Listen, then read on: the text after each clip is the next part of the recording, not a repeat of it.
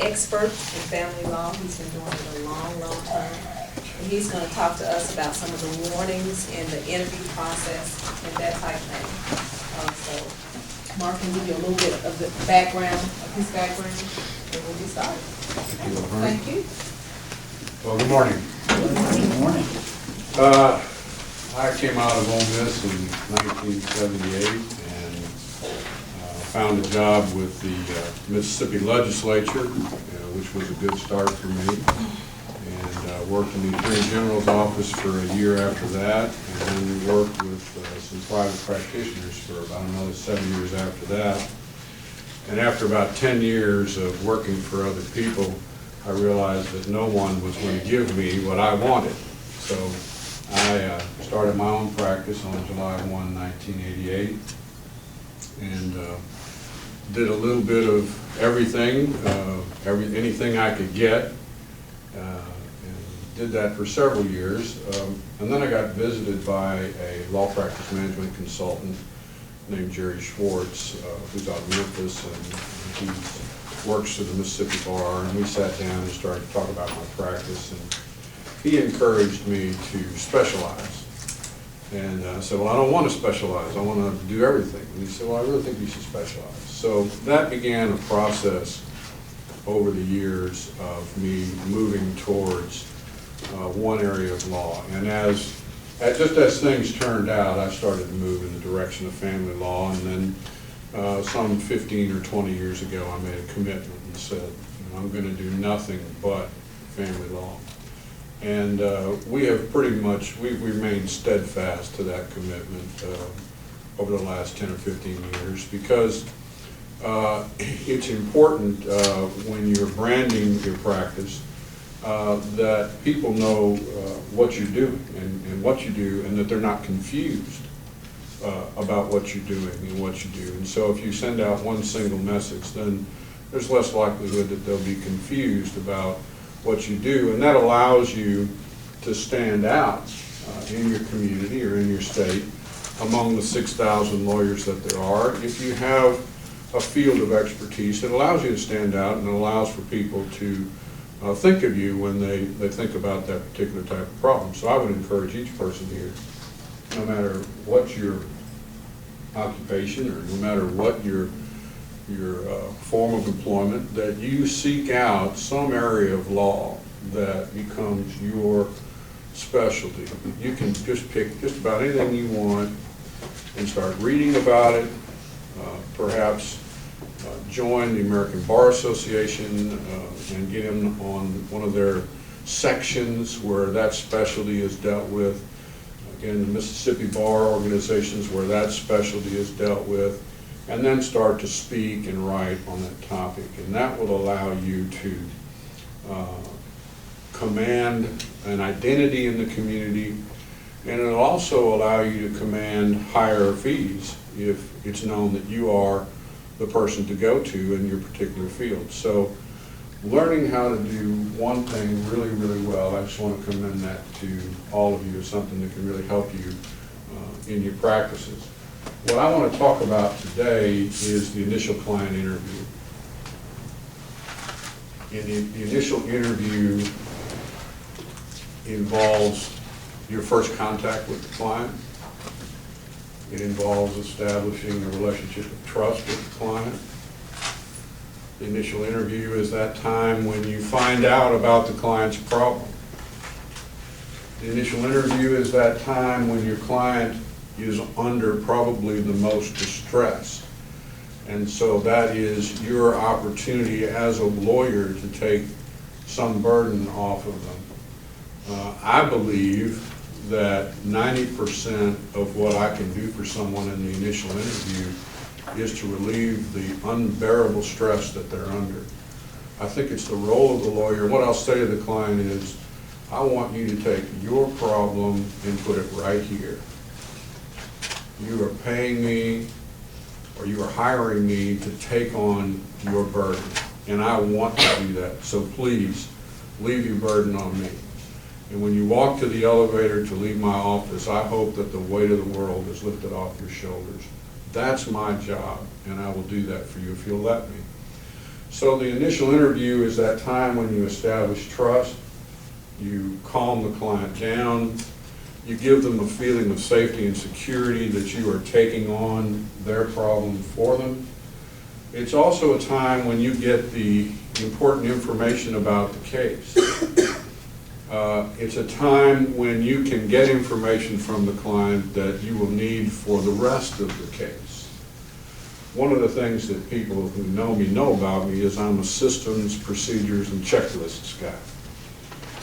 Somewhere down the road, I thought to myself, if I'm doing this now, I'm probably going to do it again someday. And so I decided whenever I did something, and this started back in about 1982, whenever I did something, I decided that I was going to do whatever I did in model fashion.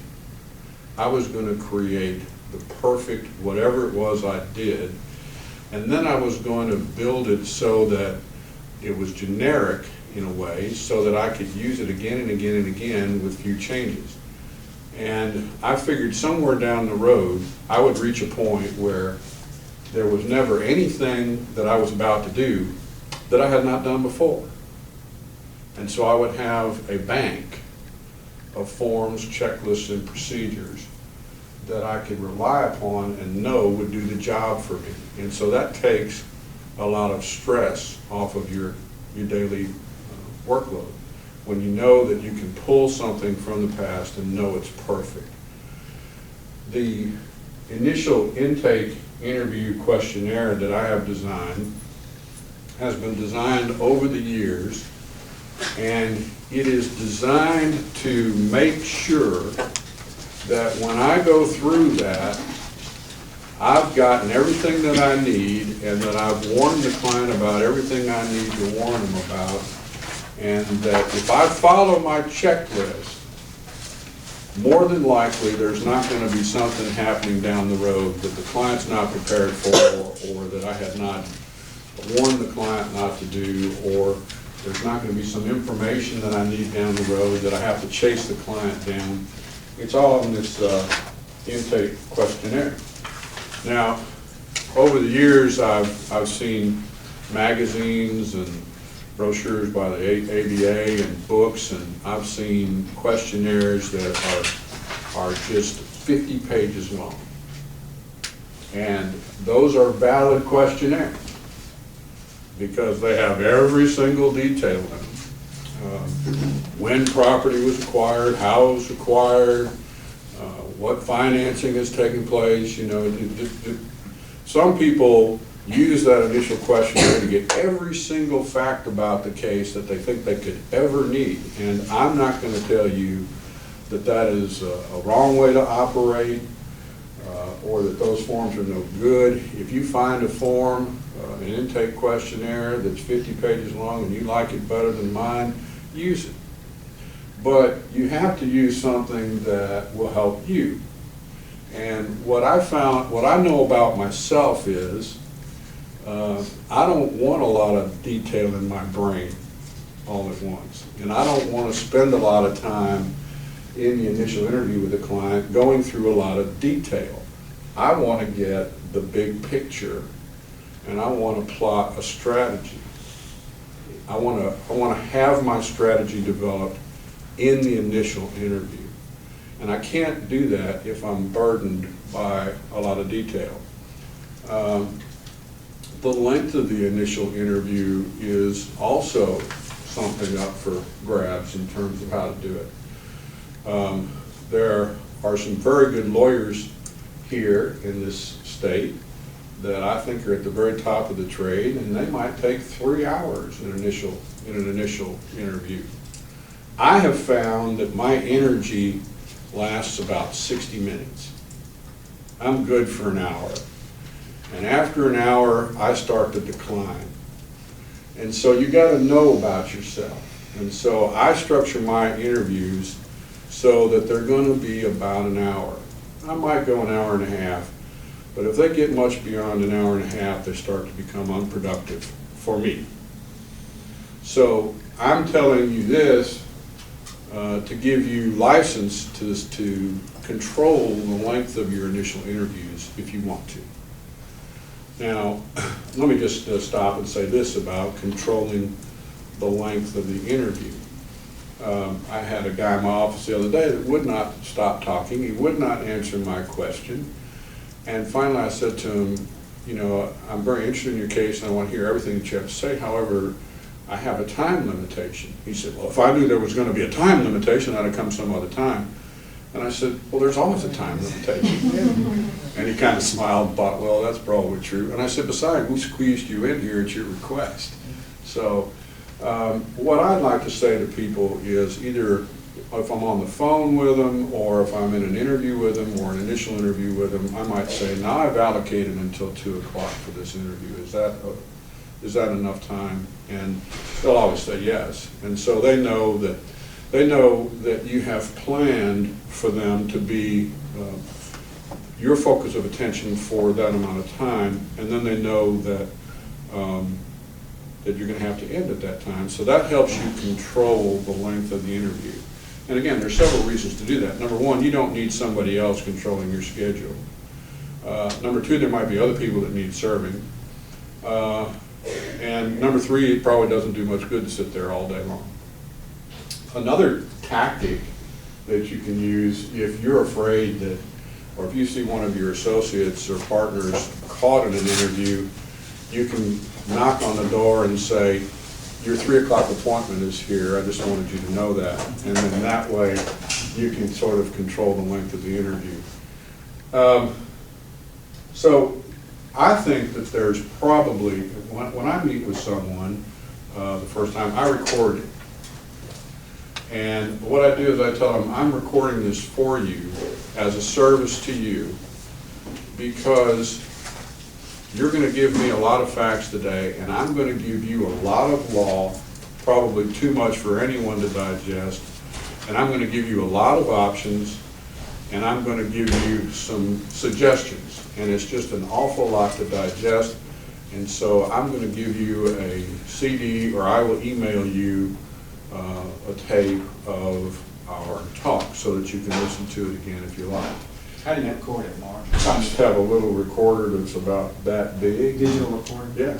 Push the button and put it down on the table in between us and it gets everything. I could put it in my shirt pocket if I wanted to still get everything. And then somehow my office manager takes it off of the digital recorder and can email it to clients or put it on a CD.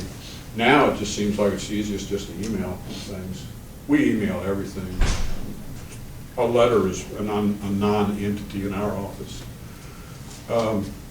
So recording the initial interview is good for them because it gives them something where, you know, when you meet with someone and you have a conversation, it kind of evaporates, doesn't it? It's no longer there. But if you give them a product that they can listen to or hold or see on their screen, that they feel like they got a product out of their meeting with you, something tangible. And that's important to always try to connect what we do with something tangible, because what we really do is knowledge business, knowledge transformation. We give people knowledge, and you can't touch that or feel it or see it. And so it's hard for them to appreciate what you've done for them because what we do is intangible. And so anytime you can give them something tangible to represent what you're doing for them, it's a good idea. Another good reason to take the interview is sometimes they'll, later down the road, they'll be mad at you because you didn't do something, and then they'll try to tell you they told you about it and they didn't. And you've got the recording where they gave you the facts.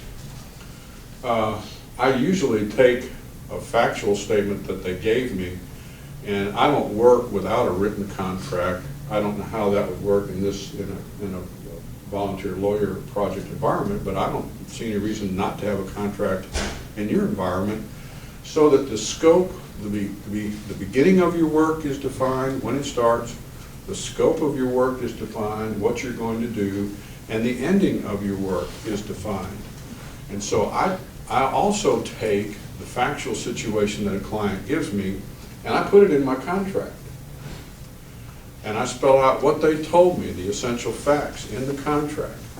And that way, if there's ever a question about what I'm doing and why, I can go back and say, now, you told me blah, blah, blah, blah, blah, and you told me you wanted to do blah, blah, blah, blah, and your mission was to settle your case without going to litigation and without doing certain things.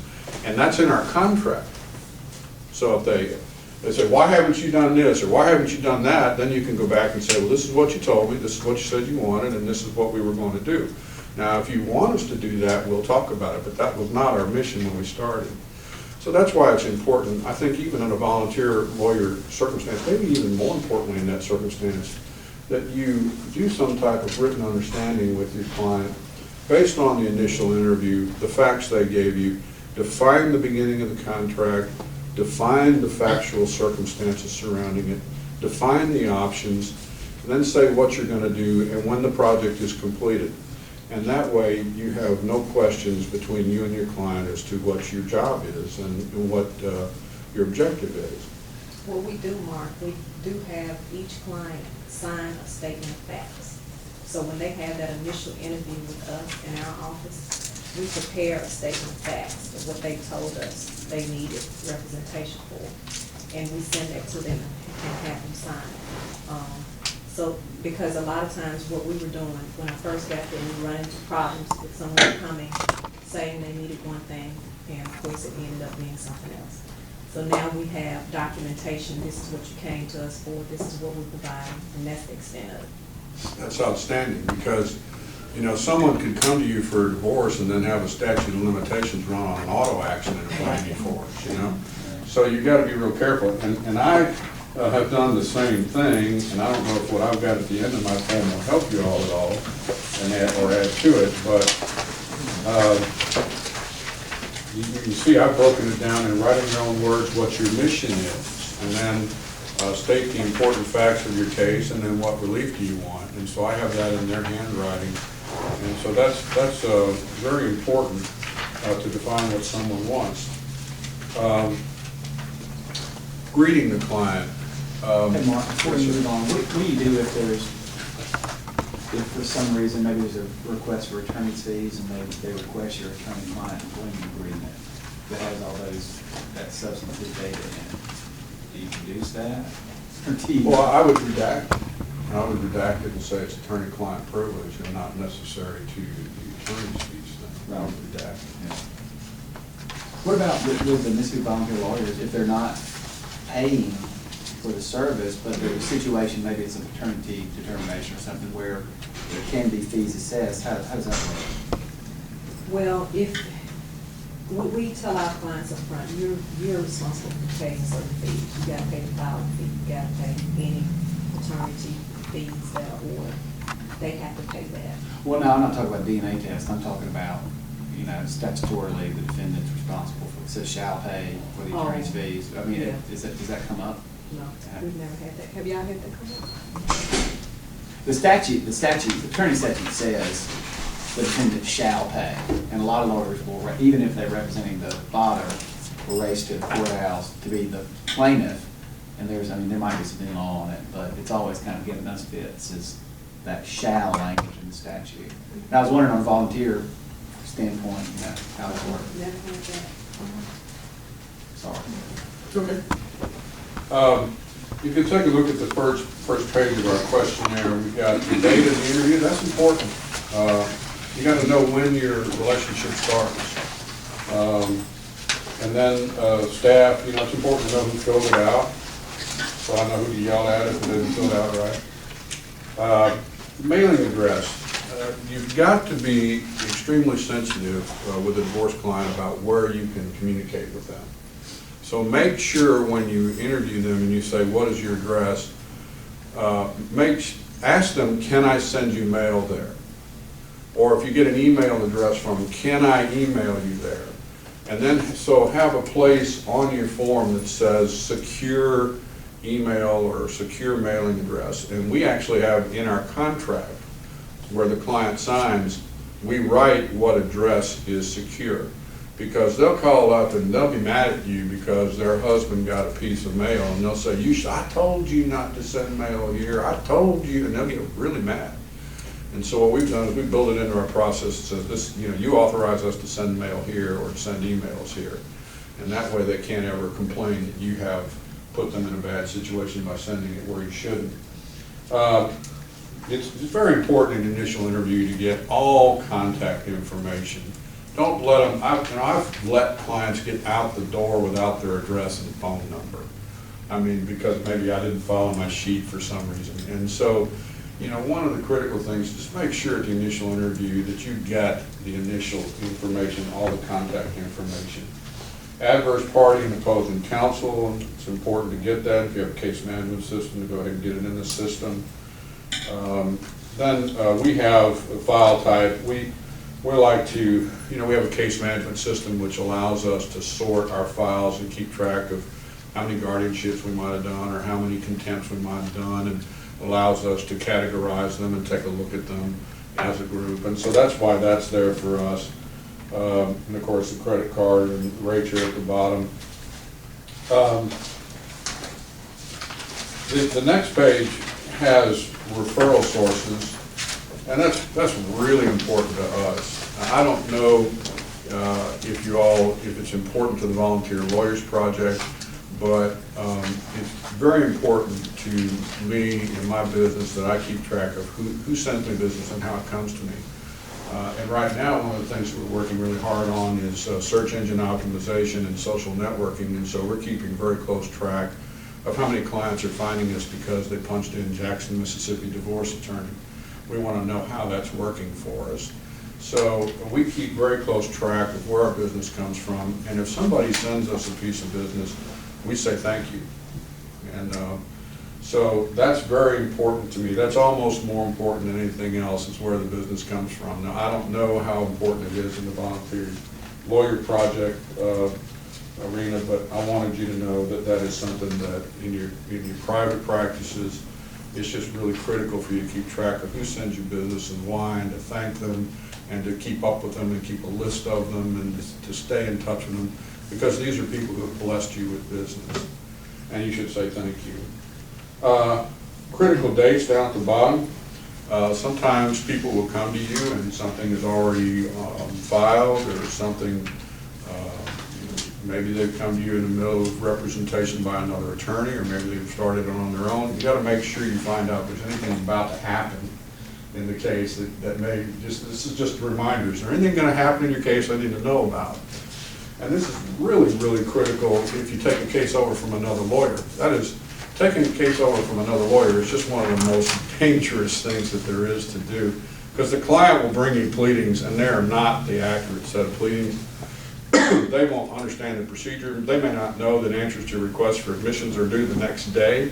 They may not know that there's some deadline running the next day. And so I've got a form book out called Forms, Checklists, and Procedures for the Family Lawyer. I've listed it on my bio.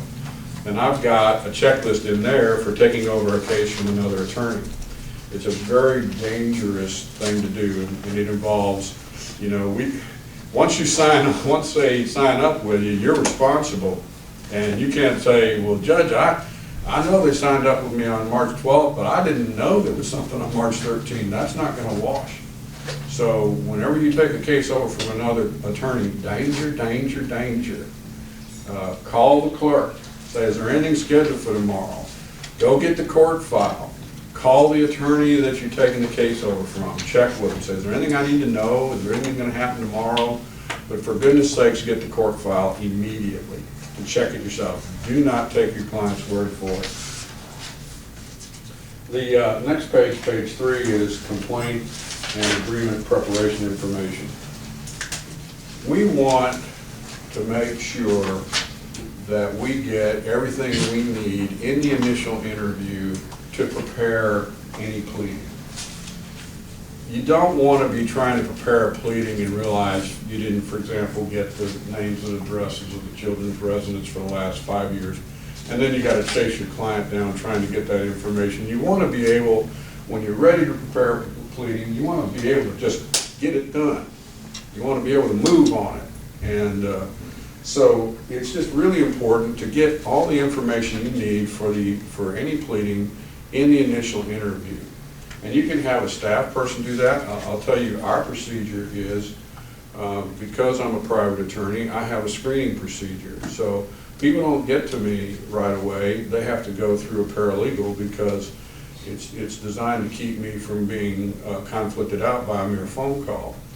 And it's also designed to screen the cases properly to make sure we're taking on something that we do. And so the paralegal takes the case in, gets the basic information, does the conflict check immediately through our case management system. When the new client comes in, they're escorted into a room where they're interviewed by another attorney, and the other attorney actually works through the first several pages of this checklist for me so that I don't have to do it. And so when I get in with the client, I'm mostly focused on the big picture and what I need to focus on and not writing down details. It's sort of like a nurse taking your temperature and your blood pressure and your weight and your height before you see the doctor, getting the history and the details before you get in to see the doctor. And it's a good way to divide the workload in the firm. I have this material on page 4 at the bottom about, that's a service element. If we just know a little bit about the person personally, it may help us to be alert to them and be a better service to us. For example, your favorite drink, if the receptionist knows this, when a person is coming, she'll say, "Would you like your Diet Dr. Pepper now?" or something. It's just a nice level of service. Just thinking about the person a little bit more so that we can make them feel like we really care about them. And then the next sheet, page 5, is where I come in, and I'll write the basic facts down there. Our firm is very mission-oriented. Sometimes I think of myself like George Patton, just tell me what city you want me to take and I'll go take it. But so many people start out, they just get in their tank and say, okay, I'm in my tank, I'm ready to go, but they don't really know where they're going. They haven't really figured out what their objective is. And it's just really important in the initial interview to just really bring that client into what it is they really want. How many of you have had a lady or a man sit in your office and say, I don't want a divorce. I don't want a divorce. But then the more you talk to them, the more they talk about their spouse and how rotten they are, you think, well, this person's saying they don't want a divorce, but it really doesn't sound like they don't want a divorce. And so, it's kind of funny for somebody like that. I might say, let's get something straight here. Is it not more accurate that you wish you weren't getting a divorce as opposed to you don't want a divorce? And they'll go, well, yeah, that's kind of it. I know I've probably got to get one, but I wish I wasn't. I said, well, that's okay. Now we understand ourselves. You wish you weren't getting a divorce, but that doesn't mean you're not going to get a divorce. And that's the way it is with a lot of people. They don't want to be there. They wish they weren't getting a divorce, but that doesn't mean they don't want a divorce. It means that they wish they weren't. So it's just very important to get a clear understanding with your clients what they're trying to achieve, and then write that down, and then I put that in the contract. This is our mission. This is what we're trying to do. We are trying to settle this case within 90 days. We do not wish to challenge custody. We do not want to file adversary proceedings. We want to avoid all that. And I put that in and we want to mediate, and we put that in as our mission in the contract. Action plan, it's important to not just have an interview with somebody and then let them leave and you have not taken some affirmative steps in your systems to key some action on your part in the future, because you'll forget about them. And so develop an action plan. I'm going to do this, then I'm going to do this, then I'm going to do this, the client's going to do this, and then a date by which those things are going to take place. And then what we do is we have a case management system. We put that in our case management system, and so it'll pop up on our calendar. But I'm sure you all have some, if you don't have case management, you have some system of calendaring where if you develop an action plan, you can make a note on your calendar, do this by this date, or, you know, whatever. And so you create an action plan that will make sure your case doesn't just come in and then sit and nothing happens. It's important to develop action plan. The 6th page is probably the most fun to talk about. This is the advice and warnings for the future. People have this notion that when they decide to get a divorce, that they're no longer married, or that they don't have to remain free from sex with other people. I mean, how many times have you seen that? Well, we were getting a divorce, so I figured, you know, or we signed the agreement, so I figured I was divorced, you know. And so you can have worked your butt off and get an agreement all together and have it all signed, sealed, and delivered, but you can't get it entered yet. And then the other spouse finds out that their spouse was out on the town with somebody, and it blows the whole deal up. So clients have to be warned, look, the law in Mississippi is you're not divorced until you're divorced. Do not date anyone. Don't get in some situation where you find somebody you like to talk to and you start exchanging a lot of emails and texts and develop an emotional connection to them. Just put all that to the side until we get this thing done. If you date before you're divorced, it's adultery. So just don't do that. I had one client call me up, and we were in the throes of negotiating her case and litigating it, I guess, and she said, what can I do? And I said, what do you mean, what can I do? She says, well, you know, like, what can I do? I said, okay, I got you. I said, what do you want to do? She said, well, I want to go to this concert over in Vicksburg. I said, okay, you can do that. And she said, and I kind of want to, you know, got asked by so-and-so. I said, okay, look, is there a group of people going? She said, yes. I said, okay, go with the group of people, and then just make sure you can't be identified with this person. Enjoy the concert, be with the group, but don't be, you know, snuggling up to this person, or be connected to the person, and I think you can go to the concert. And the next day, and a venerable old lawyer was on the other side, and he called me up, and he said, I gotcha. I said, what do you mean? And he said, well, it seems that your client and one so-and-so went to her house at about 11 o'clock last night and stayed until about 3 or 4 o'clock. And I said, oh, Bob, they were just doing a Bible study. And he said, well, it must have been in Braille because they turned the lights out. Which is, I think, the fastest comeback in history. But, and when I called her, I said, what are you doing? And she said, well, you told me I could go to the concert. You didn't tell me I couldn't bring him back to my house. I mean, come on. And that's the way they are, though. And they'll look for any excuse to blame it on you. So that's why I have a checklist. And so when they call me up and say, you didn't tell me, I can say, yes, I did. Abuse. You got to talk about abuse in the initial interview. You got to prepare your client for how to avoid abuse, what to do if a situation gets out of hand. And so I might say to a client, you know, I haven't heard anything that lets me know that there's a volatile situation in your household, but let me tell you what you need to do. Please avoid all conversations or confrontations. If there's a quarrel or a confrontation, withdraw. Just withdraw. And well, he'll follow me throughout the house. Leave the house. Just do whatever you can to avoid a confrontation. And as a man, usually I'll say, do not allow her to provoke you, because she'll call the police and you'll be in jail for 24 hours.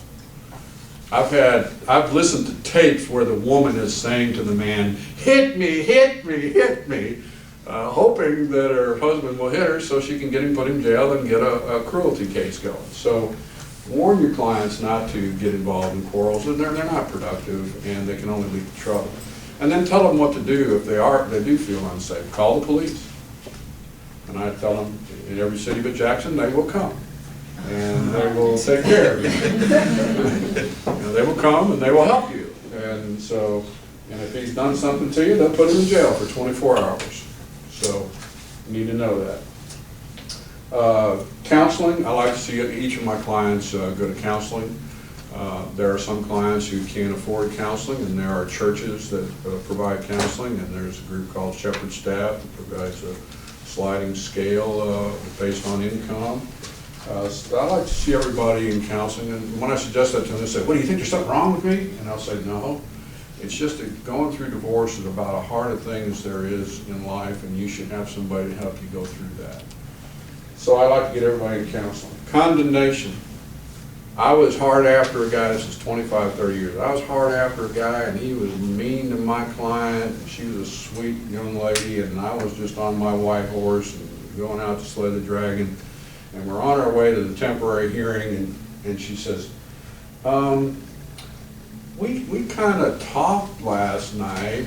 And I said, "What do you mean talked?" And I said, "Where?" She said, "Well, it was at the house." And I said, "Well, what time?" She said, "Oh, about 11 o'clock. He came over and said, do we have to do this?" And he had flowers and some champagne. I said, "You didn't sleep with him, did you?" She said, "Well, yes. Is that bad?" And I said, "Well, yes, you just killed the whole case."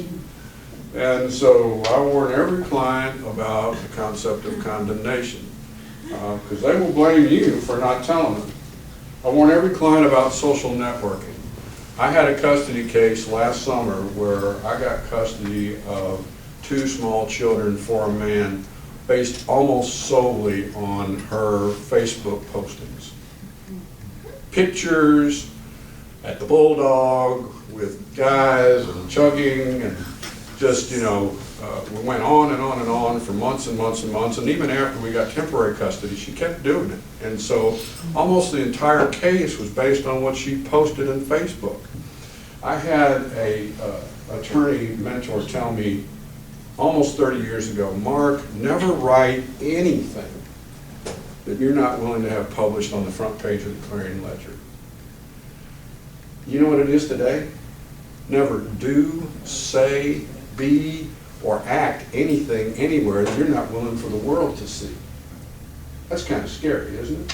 I mean, somebody could have a cell phone in a locker room, for goodness sake, and the world could see. That's the environment that we're operating in today, and our clients need to be made aware of the fact that when they do something, the world will see it. And when they post it on the internet, the world will see it, and it'll get back to the lawyers. I give everybody a sexually transmitted disease warning. I think that in an environment where they're in a divorce and we know how much cheating goes on, it's much more than any statistic would show. I think you got to tell them, you better get a sexually transmitted disease test. I like to see them get a medical exam. I don't want to settle a case and find out that they're ill later. Certainly you can modify, but it's best to be careful. Temporary protective actions absolutely must be discussed in the initial interview. Are there accounts or credit that is exposed in this period? For example, this is many years ago, a lady was sitting in front of me and she said, we were about 30 minutes into the interview, and she said, "And we have these 2 CDs and they matured today, and there's 100,000 in each." And I said, "Stop. Where are they?" She said, "Grenada Bank." I said, "Leave my office now, go get them." And she called me later and she said, "You won't believe this, but after I got the CDs and I was driving back on 55, I saw him going north on I-55. She beat him by just 20 minutes. So I tell that story just to make sure that you understand that joint assets are at risk, and your clients need to know that. And depending on the situation, you need to give them advice on what to do. You might tell them, "Well, don't touch it, it'll cause a problem." You might tell them, "Go get half of it." You might tell them, "Go get all of it and put it in an account with both names on it so neither one of you can get it." Or you might tell them to get all of it, depending on the situation. It's just how you judge the situation and what you tell them to do. But you've got to warn them. Your initial interview has to involve identifying what assets are at risk. And then the other thing is credit. You have to identify what credit cards or credit lines or other things are out there that the other party can raise for money and create a debt for your client. So you have to identify those things and talk about temporary protective actions in the initial interview. If you don't, your client's going to get creamed and they'll blame you.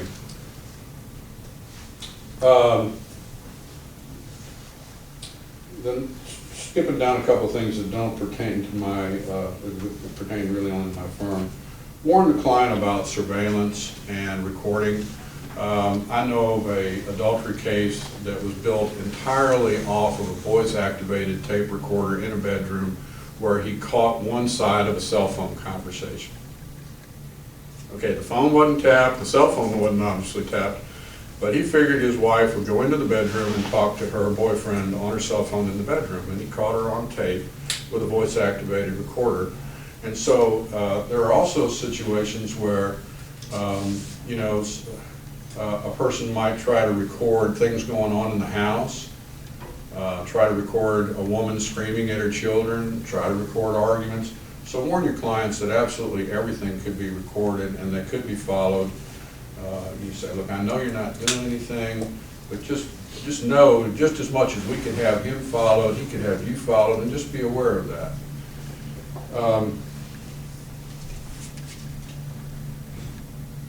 Another critical thing that I don't think many divorce lawyers think about is you need to ask the client if they have a will, a durable power of attorney, or advanced health care directive in the initial interview. If your client has given their spouse a power of attorney, that needs to be revoked. If your client has made, as many married couples often do, made the spouse the beneficiary of everything, you know, they might want to change that. They might want to burn that will. And certainly the same is true for advanced health care directives. The computer in the home is a source of evidence, and that's a double-edged sword. The client needs to, you say, is there a computer in your house? Could he be on there emailing people, accessing certain websites? Take a look. By the same token, warn them not to go on their computer and do stuff which will become evidence against them in the future, such as emailing people or getting on websites or posting things on Facebook. I'm not going to go into the 3 federal laws dealing with computers. That's not the point of this, but the point is to warn your client that the computer is a source of evidence both for and against you, and to be aware of that. Warn clients not to talk to anyone about your meeting. I mean, that doesn't mean you can't go home and tell your mother, but they've got to be very careful. I had a lady from Hattiesburg come in and see me, and we developed a strategy. And then for some unknown reason, she decided to tell one of her best friends about her talk with me. Well, that best friend thought it would be in everybody's best interest to share that information with the husband, and we had a TRO against us the next morning because this lady had gone and incorrectly related our strategy to someone. And so I warn everybody, just, this is between us, don't tell anybody, be very careful who you talk to.